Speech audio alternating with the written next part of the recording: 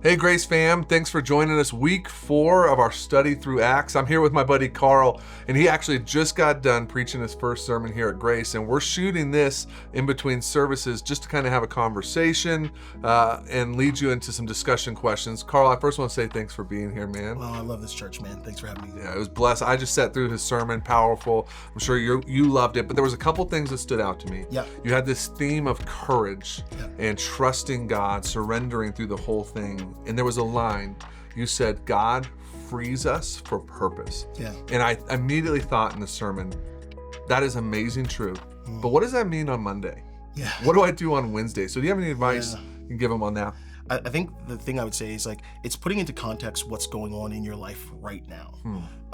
The good, the bad, the ugly. It's like, what's happening? When God's saying he's freeing us for purpose, he's looking at some of our, I'd say, inadequacies, some of the rougher edges of our life, and he's saying, okay, this is how I want to take for instance, I struggle with anger, right? Like I'm just a hothead. Like sometimes it's fun when we're watching football, but with my teenager, it's not great. So as I'm like continually go to the Lord to say, hey, in the morning when I'm praying, I go, hey God, help to simmer down and remove this anger. What that allows me to do is be free from it. And now the purpose of how I'm engaging with Georgia looks radically different. Or maybe it's like, hey, you've gone through a season of depression, right? And through counseling, through medication, through the Holy Spirit, it's like it feels like it's kind of under control now. Yeah. Maybe the purpose that God had for that season that he freed you from is for now you to be a conduit to somebody else to say, hey, me too. This is what it looked like, what my journey with depression or anxiety looked like a year ago. Or maybe it's financial. Maybe you were a financial disaster and then you did FPU or one of those programs and now you got your finances under control. It's about taking that same thing that you've been freed from maybe it's through acts of generosity, or maybe it's through going to somebody who's struggling with their finances and going, hey, this is what I did. I did Dave Ramsey. I did FPU. I think this is how I could help serve you. You know, so good. I think of this line I heard a pastor communicate many years ago that was, God wastes nothing. No, there is no area of our life from the moment of birth till this moment that's ever been wasted. It's how we handle even those hard things, even those struggling seasons. Some of the best ministry I've had, and I know this is true for you, comes from a place of brokenness. 100%. Like I've been broken over this and I'm speaking out of a broken heart. And I think for you watching this at home or wherever you're watching this, don't hide that broken stuff. Come on. Don't bury it. Don't pretend it's not there, because God wastes nothing. He wants to use that for his glory. And another line that stuck out, you kind of wrapped up and closed with this idea of anything that matters costs something. And we're in the middle of this generosity initiative, and there's people watching this video who have just been sacrificial and given, and there's some people who maybe haven't jumped in yet, but we've seen God move in a miraculous way. And I want you to just maybe speak to the person who hasn't jumped in and trusted with that mindset of cost and it mattering and it being worth something. And what would you say to them? I use it honestly real quick, the illustration of marriage. It's like my marriage is worth it. It was worth it since day one. So when I got married, there were things that I could not do anymore, right? No more socks on the floor, no more dishes in the sink.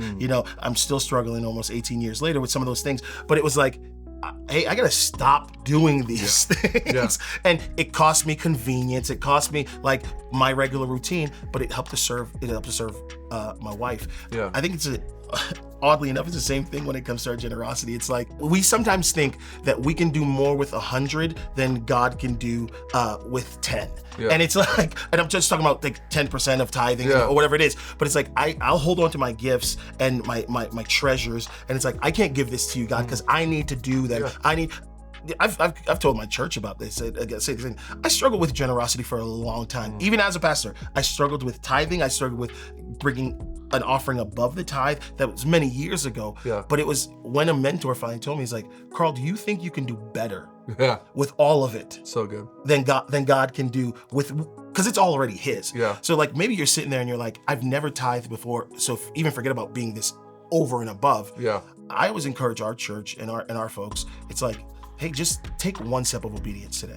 What does one step of obedience might look like? It might be like, okay, hey, I'm not gonna do A and B, and I'm gonna give that money to the fund. I'm gonna give that money to the campaign, or I'm just gonna sign up for reoccurring giving. Yeah. I'm just gonna sign up for reoccurring giving.